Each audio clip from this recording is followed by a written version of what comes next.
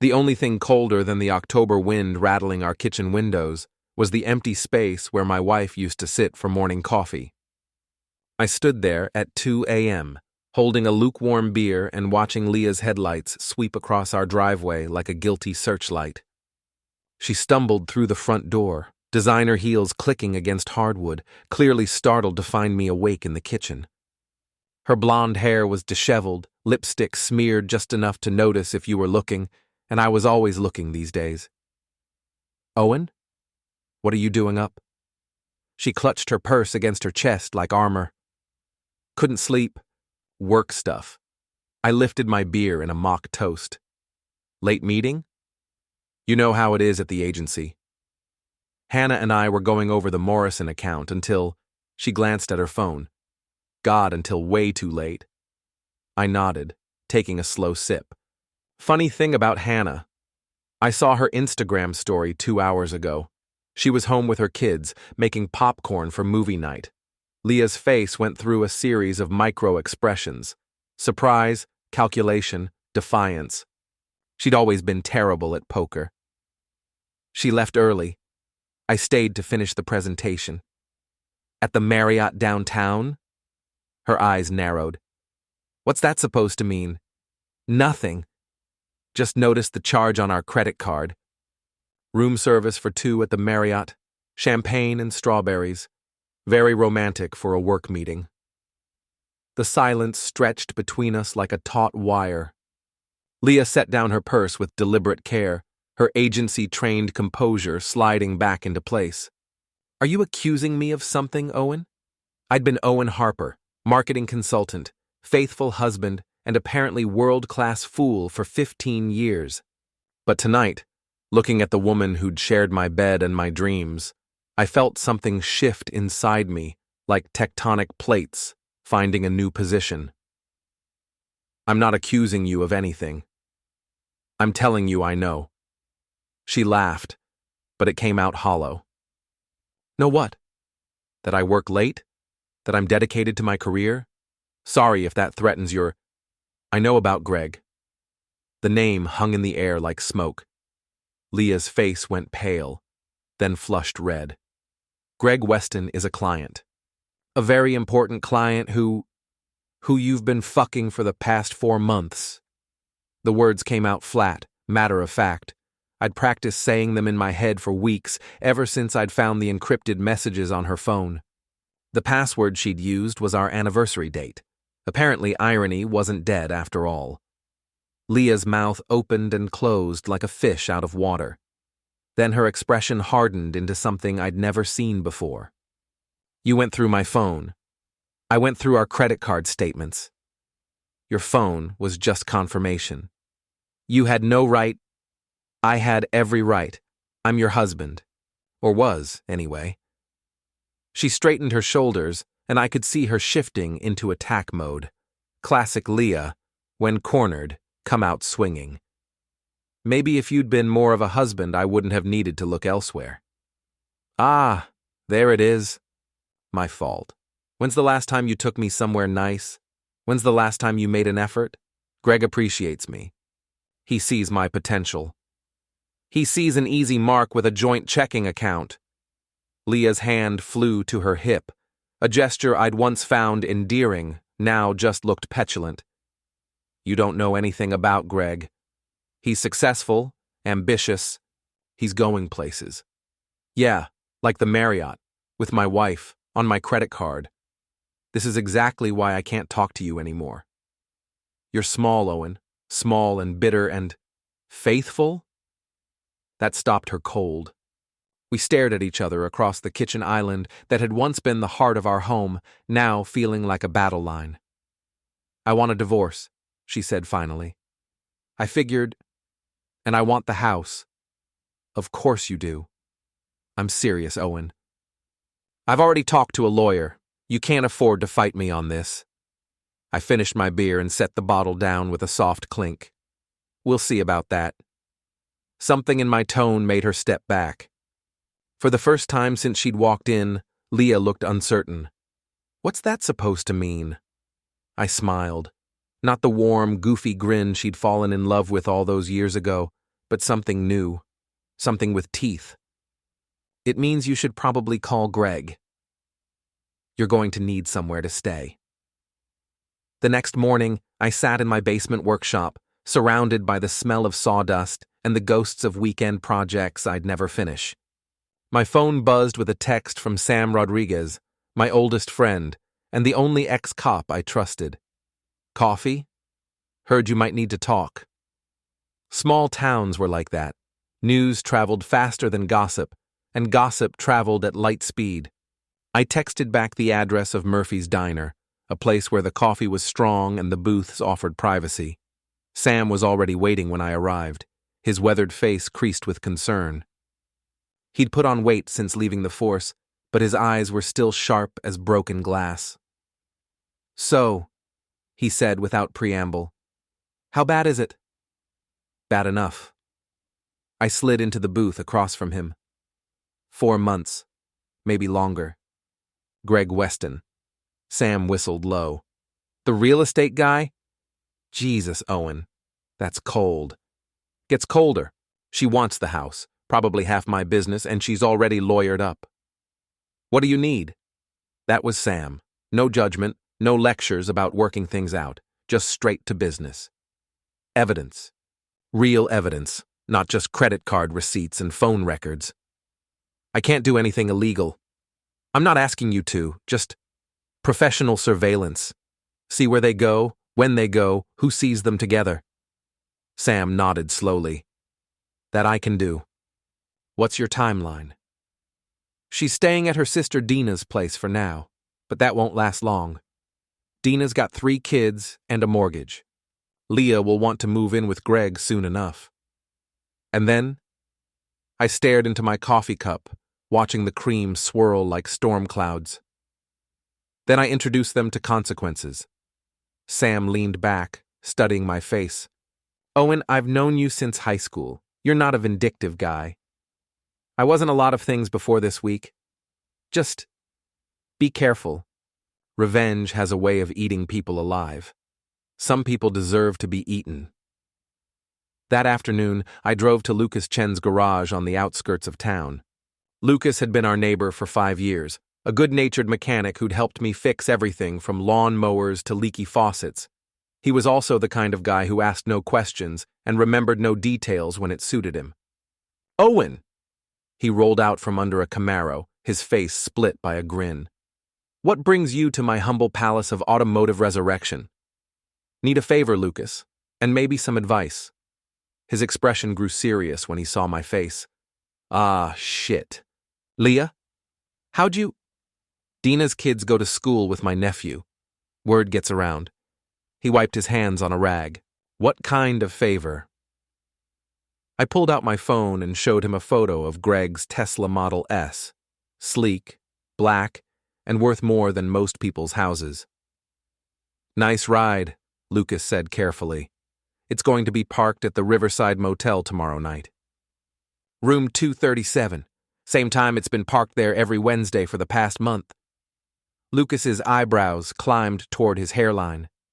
"And you know this because?" "Because I've been watching. Learning patterns. And tomorrow night, I want that car to experience some mechanical difficulties.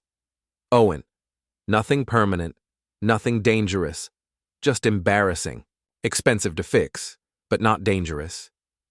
Lucas was quiet for a long moment, then broke into a slow grin. "You know, I've always hated Teslas. Pretentious pieces of shit if you ask me." 2 weeks later, I sat at Leah's parents' dining room table, surrounded by the kind of aggressive civility that only came with old money and older grudges. The Ashfords had never approved of their daughter marrying a blue-collar consultant, as Leah's mother once described me at a charity function. Margaret Ashford carved the roast with surgical precision while her husband, Charles, held court about the declining state of modern masculinity. Leah sat across from me, beautiful and cold as a magazine cover. "Owen," Margaret said, not looking up from her carving, "Leah tells us you're going through some difficulties." "We're working things out," I replied, accepting a plate of beef that probably cost more per pound than most people made in a day. Are you? Charles leaned forward, his pale eyes fixed on mine. Because from where I sit, it looks like you're failing to provide for your wife's basic needs. Dad, Leah started, but he waved her off. No, sweetheart. This needs to be said. A man who can't keep his woman happy is no man at all. I cut a piece of beef with deliberate care. What exactly are you suggesting, Charles? I'm suggesting you step up. Leah's brother Michael needs help with his graduate school tuition. $60,000. That's what a real husband would provide without being asked. The demand hung in the air like incense, heavy, cloying, and vaguely nauseating. I looked around the table at their expectant faces. Leah's was particularly interesting, a mixture of smugness and anticipation that told me this had been planned. 60,000, I repeated. It's the bare minimum, Leah said, her voice honey-sweet with just a hint of steel underneath.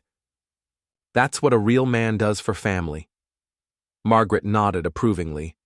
Michael is such a bright boy. He deserves every opportunity. I set down my fork and leaned back in my chair. The silence stretched until Charles cleared his throat impatiently. Well? What's it going to be, Owen? I smiled.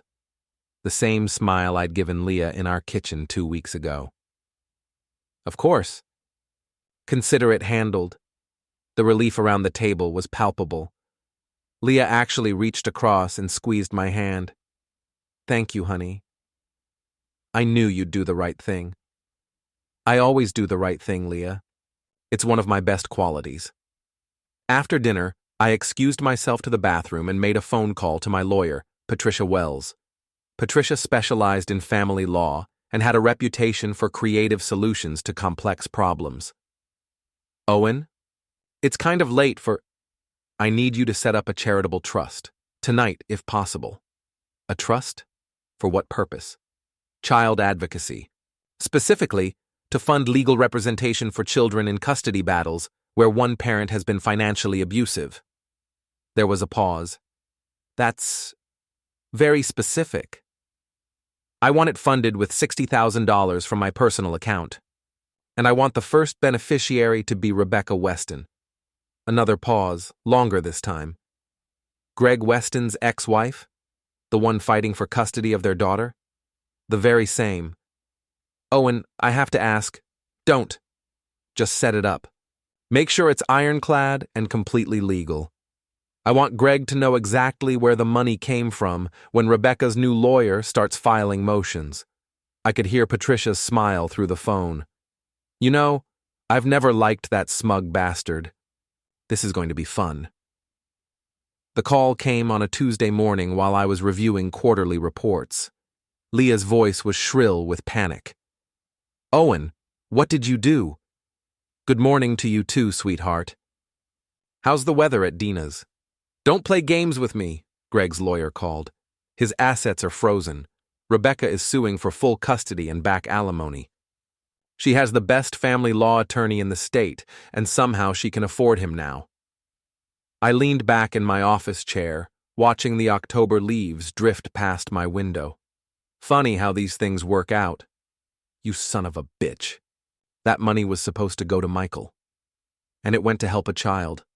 Just not the one you had in mind. The silence on the other end was deafening. When Leah spoke again, her voice was deadly quiet. You're going to regret this. Probably. But not today. She hung up, and I immediately called Sam. How's our surveillance going? Better than expected. They're panicking. Greg's been making calls to every lawyer in town, trying to find someone who will take his case pro bono. Leah's been crying in her car outside the agency for 2 days. And the other thing? Lucas outdid himself. That Tesla looked like a crime scene when Greg found it yesterday morning. Fish guts in the air vents, super glue in the door locks, and somehow Lucas managed to get glitter into the electrical system. Every time Greg turns on the car, it looks like a unicorn exploded. I couldn't help but laugh. How much damage? 15 grand minimum. And that's if he can find someone willing to work on it. Most mechanics in town think he's an asshole. That afternoon, I drove to the agency where Leah worked. The building was all glass and steel, designed to look innovative and cutting edge. I'd always thought it looked like a fishbowl. I found Hannah Morrison in the parking lot, loading boxes into her car. Her face was blotchy with tears, and she looked like she hadn't slept in days. Hannah. She spun around, startled. Owen! I didn't see you there. Cleaning out your office? Her face crumpled. They fired me. Said there were irregularities in the expense accounts. Were there? She looked away. I don't know what you mean. Hannah, I've known you for 10 years. You're a terrible liar. It was just... Greg said the agency would reimburse everything. All those dinners, the hotel rooms, the trips. He said it was all legitimate business expenses. But they weren't. No. The word came out as a whisper. They were personal. For him and Leah. And when the audit started, Greg disappeared. Left me holding the bag. I helped her load the last box into her car. What will you do now? I don't know. I might have to declare bankruptcy. My husband is talking about leaving me. She wiped her eyes with the back of her hand. I'm sorry, Owen, about everything. I knew what they were doing and I helped them hide it. We all make choices, Hannah. Yeah, well, mine were pretty shitty. I watched her drive away, feeling something that might have been pity if I'd been a better man. But I wasn't a better man anymore. I was something else entirely. The confrontation came on a Friday night at Murphy's Bar, the kind of place where everyone knew everyone's business, and the drinks were strong enough to loosen tongues. I was nursing a whiskey when Greg stormed in, his usual polish replaced by desperation and rage. You! He pointed at me across the crowded bar. You fucking coward! The entire bar went quiet. Even the jukebox seemed to hold its breath. I turned slowly on my stool. Greg, you look terrible. Rough week? You know exactly what kind of week I've had. He stalked over, his face flushed with alcohol and fury. You destroyed my life. I think you have me confused with someone else. I'm just a guy whose wife decided to trade up. Don't play innocent. The trust fund, the car, getting Hannah fired. Hannah got herself fired. Embezzlement tends to have that effect. Greg's hands clenched into fists. You think you're so smart, don't you? Well, I've got news for you. Leah never loved you. She told me you were boring in bed, boring at parties, boring at everything. She settled for you because she was young and stupid. The bar was dead silent now, everyone waiting to see what would happen next. I could feel their eyes on us like spotlights. Is that supposed to hurt my feelings? She's mine now. Has been for months, and when this is all over, when I get my money back and Rebecca crawls back into whatever hole she came from, Leah and I are going to laugh about this. About you. I stood up slowly, my whiskey still in hand. Greg was taller than me, broader, but there was something desperate in his eyes that made him look small. You know what's funny, Greg? You think this is about Leah. Isn't it? No, this is about consequences. You see, I spent 15 years being the good guy, the understanding husband, the one who cleaned up messes and fixed problems and never asked for credit. I took a sip of whiskey. But good guys finish last, don't they? They get cheated on and lied to and treated like doormats. So what are you now? I smiled, and this time I didn't bother to hide the teeth. I'm the consequences. Greg swung at me then, a wild haymaker that would have dropped me if it had connected, but I'd been expecting it. I ducked, and his fist sailed over my head and into the bar mirror behind me. The crash of breaking glass was spectacular. Greg howled, clutching his bleeding hand, and that's when Sam appeared beside him. My old friend had been sitting in the back booth, watching and waiting. Easy there, champ, Sam said, grabbing Greg's arm. Let's not make this worse than it already is. Get off me! Greg tried to pull away, but Sam's grip was iron. I don't think so. See, I used to be a cop and I know assault when I see it. Lucky for you, Owen here is feeling generous tonight. I looked around the bar at the sea of faces, some shocked, some entertained, all of them hungry for gossip that would feed the rumor mill for months. You want to know where Leah is right now, Greg? He stopped struggling and stared at me. She's at her sister's house, crying into a bottle of wine and calling divorce lawyers. Because funny thing about gold diggers, they don't stick around when the gold runs out. You're lying. I pulled out my phone and showed him a text message from Dina. Leah's drunk and talking about moving back to the city. Says she never wants to see Greg again. Thought you should know. Greg's face went white. She wouldn't. She already has. Packed her bags this afternoon and left you a Dear John letter on your kitchen counter. Right next to the foreclosure notice. There's no foreclosure notice. There will be. Monday morning, when Rebecca's lawyer files for an emergency injunction to seize your assets pending the custody hearing. Turns out when you hide money from your ex-wife, judges get cranky. Greg sagged in Sam's grip like a deflated balloon. This isn't over. Yes, it is.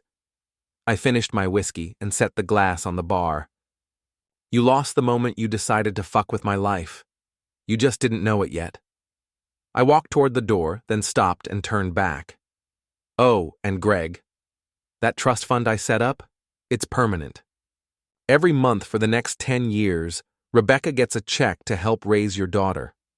The daughter you tried to abandon when you decided playing house with my wife was more important than being a father. You can't. I already did. It's all legal, all documented, and completely irrevocable. Consider it my gift to a little girl who deserves better than you. I left him there in the wreckage of his dignity, surrounded by the whispers and stares of people who would never look at him the same way again. Outside, the October air was crisp and clean. I took a deep breath and felt something I hadn't felt in months. Peace. My phone buzzed with a text from Patricia Wells. Divorce papers finalized. House is yours, business is yours, and Leah gets nothing but her personal belongings. She can contest it, but given the adultery evidence, I doubt any judge will be sympathetic. I typed back, "Thank you." Then I drove home to the house that was truly mine now, where I could start rebuilding a life that didn't include liars and cheaters and people who confused kindness for weakness. Behind me, Murphy's Bar buzzed with the kind of gossip that would follow Greg Weston and Leah Ashford Harper for the rest of their lives in this town. They'd probably leave eventually, start over somewhere else where people didn't know their story. But I would remember. And every time someone asked me about forgiveness, about being the bigger man, about turning the other cheek, I'd think about this night and smile. Because sometimes, just sometimes, the good guy doesn't finish last. Sometimes he finishes exactly where he belongs.